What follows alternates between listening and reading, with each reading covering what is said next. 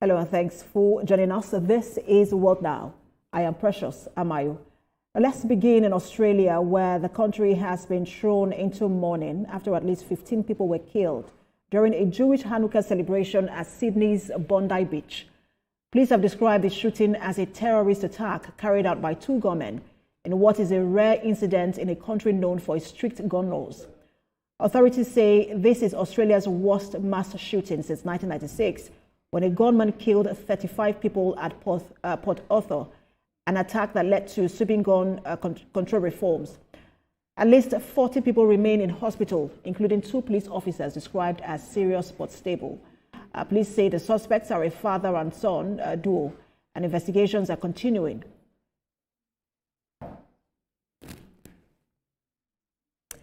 Now, to help us understand the broader implications, including violence and gun control in Australia, I'm joined by Dr. Emmanuel Perlman.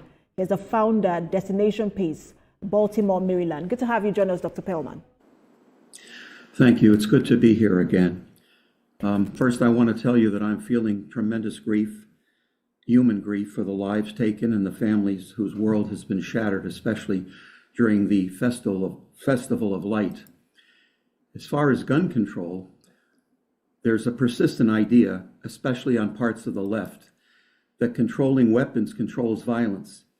But throughout history, what has killed more innocent people, and the people at Bondi Beach, wasn't ultimately a firearm. Through millennium, it's been hatred, pure, irrational, murderous hatred. In this case, and Dr. Perlman, I will get there in just a moment, because we'll also look at the fact that the father, because it was a father and son duo who carried out these attacks. The father had 6 licenses for guns. That yes. We'll get to that in a moment. But I also wanted to start with the fact that this is the first. It's been described as the worst mass shooting in Australia since 1996. Australia has always prided itself, as one of the countries with the lowest mass shooting around the world. And I just want to get your thought on this. Well, I think that the main problem is that whether or not you have licenses for guns or for weapons, you can have any kind of a weapon. You can have a bomb. You can have incendiary devices. You can use vehicles as weapons. So the real problem, and I'm telling you, is I've been listening to the tenor of the Prime Minister, Albanese, who has had criticism that's been lopsided, as I've stated before on your program, with regard to, in this particular case, the Jewish people. Having been a clergyman for over 50 years, I've listened to this kind of baseless hatred. So the real problem is not just guns and gun control, because the killing could have happened with a bomb. It could have happened in other ways. I think the main thing is that we have to focus on terrorism. That is the focus that I don't see happening throughout the media. That there is a climate that has devalued certain human lives, and this violence cannot become acceptable. That's my strong message, especially at a time of a holiday for a religion. How can you attack people? They attack on the Yom Kippur War. They attack when a people is the most vulnerable. Could you imagine attacking on Christmas? And now they're finding out that this may be happening. There are terror cells even in my country here in the United States that they've discovered in California. So I think that this persistent idea, especially on controlling weapons as violence, is only the underlying symptom. I think we need to get to the root causes. That's my strong opinion. Absolutely. I also want to talk about the root cause of this. You rightly mentioned this was carried out during a Jewish holiday, Hanukkah. And then the number of people who were killed and the manner in which they were killed. And some have talked about the rise of antisemitism in the wake of the Israel-Hamas conflict. And some have said countries around the world are not paying attention to it. And I just wanted to speak to it if you think that this was also at the heart of this particular attack. I agree with you. The problem is that first we have to stop pretending that genocidal language is just protest rhetoric. I've said before on your program that when crowds chant from the river to the sea, they're not calling for coexistence, they're calling for the elimination. The Jordan River to the Mediterranean Sea, that's all of Israel. But that's not all of Israel, that's Jews. You know, the bulk of Israel, it's a Jewish state. And there are many states that have theocracies and religious foundations. Why can't there be a Jewish state? But because of that reason alone, it gives people excuses to kill people. When people come out into the public squares, when people go into the colleges and teach these things in normalized language, normalized thought, then this can happen on the beach in Sydney. So the question wasn't whether it was going to happen, it was a question of where. So I would say that silence is complicity. I've written a lot about this publicly. I just wrote a book about it. If we don't speak out, if we don't demand our institutions enforce the laws against incitement against all people. And I want to make one other comment. I am so pleased that Ahmed El Ahmed, I hope I'm pronouncing his name correctly. I think in Arabic it means someone who's to be praised. This man risked his life and he saved human beings. He wasn't there to save Jews or Muslims or Christians. He risked his life and he took down that terrorist and he's in the hospital. So that's what I'm thinking about, that he's like a candle on the Hanukkah menorah. He's that one candle. And we'll speak about him in just a moment, because I've never seen anything like that. He was a bystander, not even part of the celebration, just standing there. But going against what would have seemed like a member of his own community. But we'll get that in just a moment. But I also wanted to talk about the fact that in March there was a bi-parliamentary probe into concerns and claims raised by students in Australia about feeling insecure. They say that there was a rise in anti-Semitism or anti-Semitic rhetoric on their campuses, and they did not feel safe. And just looking back now, people are talking about that particular report, saying, look, there was nothing done to allay the fears of the students or even just the Jewish community. We know that back and forth, Prime Minister Netanyahu and Prime Minister Albanese has had, that back and forth in terms of their relations. Do you think that this perhaps should be investigated and government should be held accountable for lack of protection? I think that the fact that Prime Minister Benjamin Netanyahu wrote a letter months ago talking about how the Prime Minister had lopsided criticism over the war and the fact that he wanted to have a Palestinian state, which Benjamin Netanyahu considered to be a reward to terrorism. I always wonder whether people are just forgetful over time, but 1,200 civilians were kidnapped, and 252 people kidnapped, including, I think, 42 Americans. And those hostages, as you know on your program, you reported it, were tortured, starved, sexually assaulted, and held for over 2 years. How long was that in the news? 2 days later, I think it happened in Australia at the Opera House, that they were out there calling for gassing Jews and using an expletive deleted to kill, I don't want to say the words, but to kill Jews. And apparently they have now shown a picture of the perpetrator in that crowd. They have him in video at that protest against Jews. Now, when people call for violence against other people, how is that, a First Amendment right? So I really think that politicians are either afraid for their own lives that they don't speak out, or their governments have become so infiltrated that they have no alternative. So this is the most dangerous time for my people since the Holocaust. Everyone with a conscience all over the world. I've been to Enugu, Nigeria, and I love Nigeria. I love coming back there, and we know that there are pockets there where there is terrorism. Something must be done in all countries around the world to eradicate not religion. And we need to stop talking about religion. We need to talk about radicalization. That's the key problem. That's my opinion. And you're right, because in every religion, there are fanatics who take the tenets of that religion just beyond what it was meant to be. But I also want to ask you, do you think that now that this has happened, perhaps this will further strain relations between Israel and Australia? Well, I think those relationships were already strained, and now I think that they're going to be severed to a certain degree. But I think that if enough people, and I've always said this even about the people in Iran, I think that the thing that's most important are the symbolisms in our religion. And it's not Hanukkah, it's not Christmas, it's not the Muslim holidays, it's the fact that we have light and we can light candles to remember that even the smallest flame can hold back darkness. And the terrorists at Bondi Beach, they tried to put out that light for the Jewish people.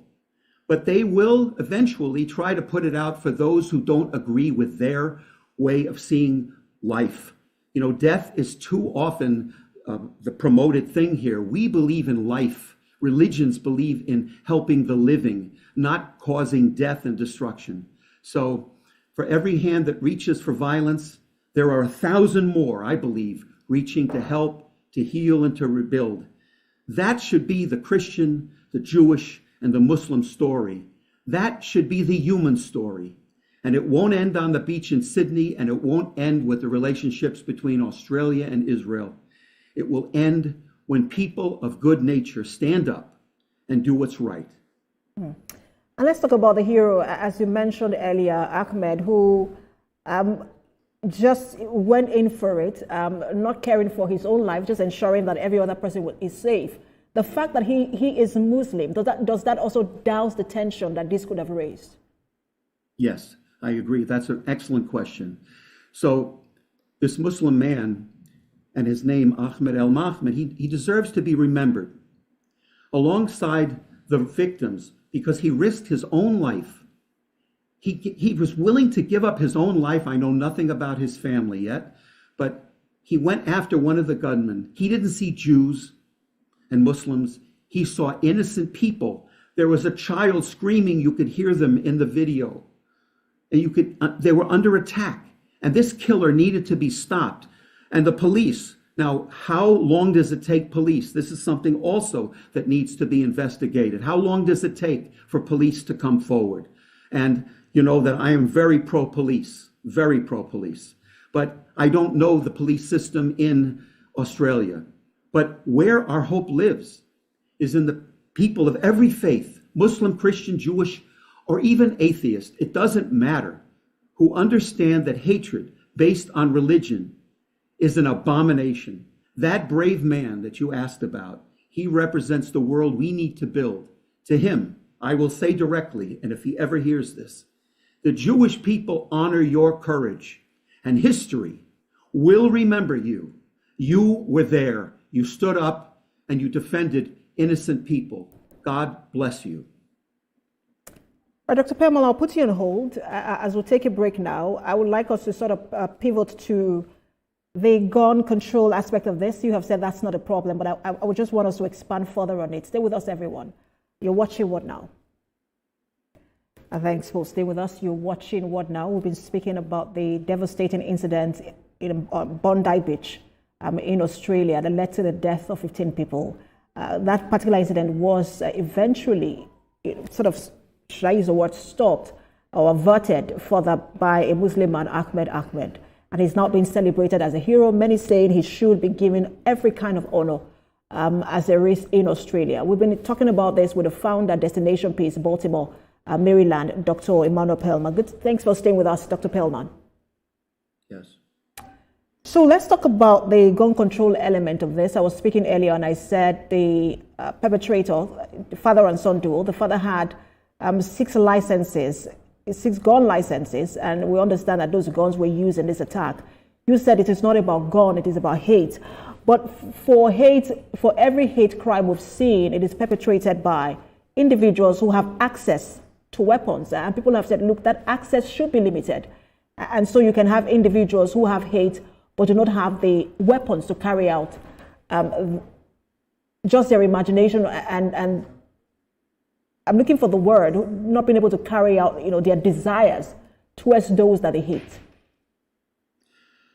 Well, again, when I mentioned the police earlier, and I was very passionate, I would say that police are trained how to use firearms. And people that possess weapons need to have training. So if there had been no gun, there would have been explosives or a vehicle or knives. We've seen it all before. The weapon is just the tool. The hatred is the cause. Until we confront ideologies that treat killing people as a religious or political duty, we'll keep mourning deaths that didn't have to happen. So there has to be better gun laws. And I was told that Australia had some of the best gun laws in the world. So therefore, who is giving out the weapons? Where is the training? What kind of criteria are they actually administrating when people do get a gun? How can somebody get 6 guns with that kind of a background check? So I would think that publicly they should find out what questions are being asked, what testing is being asked. Are people, being tested for firearm proficiency? So it's all these things, whether they're happening or not. And I want to come back because of the statement I made about the police. It's not their fault if they're being told to hold back. And sometimes this happens too.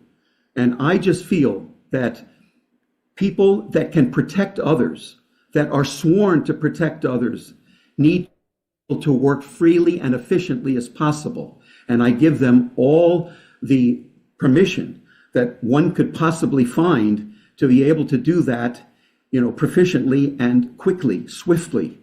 There's no reason that this could not have been deterred quicker, faster, if people had only realized the warning signs, especially coming out of Israel from the Prime Minister. And Dr. Perlman, can we agree that whilst there is an ideology and radicalization problem, there is also a gun control problem? There's always a control problem with weapons, with guns, with bombs, with suicide vests, with vehicles. I mean, when a person goes to get a motor vehicle license, they don't go there with the understanding that they're going to use it in a mass tragedy. So yes, always you can do better, but I also think that it's not always the enforcement after the fact. There has to be something pre-licensing to make sure that the people that you're giving this gun to are mentally fit, that they pass all the kinds of tests that are necessary. Don't forget, I was a psychiatric social worker in New York City for 10 years, and I worked with people who had access to weapons, and many times they needed to be reported because of them manifesting this kind of mental health decompensation. People need better laws. Yes, absolutely. All right, so as we address, because I'm trying, you talked about dealing with the radicalization or the ideology problem, and I'm staying on this because I'm wondering if they have to be mutually exclusive. If as we deal with the radicalization problem, we also begin, because again, this is a challenge in the U.S. It's been a debate for long. We've had children die in the U.S. Just from mass shooting. And then Congress continues to debate on it. They've not been able to get a bipartisan support for gun control. And I'm wondering, as we deal with the mental health issues, the radicalization issues, shouldn't we also be tightening gun control so that, we have that two-pronged approach to ensuring that people are safe? Again, that's an excellent question. I think it has to be a holistic answer. I think that you have to deal with all of those issues at once. You can't just piecemeal these things. You have to codify things better in terms of the gun testing. You have to make sure that guns are safe. You have to make sure that guns are secure in people's homes, that they have a safe so that they're not accessible to children. Many times children end up in classrooms with guns. I grew up in Rhode Island where the shooting just took place. I lived in that neighborhood where Brown University is for many years as a child. So it's true that sometimes even children have access to guns. People have access to prescription drugs. People have access to painkillers. The truth is that this must require a three-pronged approach. Mental health, a true, valid testing for who gets these weapons. And three, yes, I agree with you. I'm not trying to diminish the idea that we shouldn't have better gun laws. But when the focus is gun laws, when an attack happens from terrorism, then I feel it's an excuse made by those people that don't want to deal with the real event, that innocent lives were lost on Bondi Beach, or happened at a Pittsburgh synagogue, or happened on 9/11 or other times, that we need to focus on gun control, not when the crisis happens, but way, way before. That's my strong opinion. We always are reactionary. We need to be more proactive. Absolutely. And I hope that it will learn, because really we've moved from, well, it is still an issue today, but we moved largely from Black Lives Matter. And now we're moving to Jewish Lives Matter as well. And, you know, does every minority having one challenge of safety or the other? Thank you so much for your time. We'll see how the Australian government reacts to this. Dr. Perlman, founder, I'm trying to get that again, founder, Destination Peace, Baltimore, Maryland. Thank you for your time as always. Thank you. Thank you. Take care. All right, that's What Now. For more updates on the international stories we're monitoring,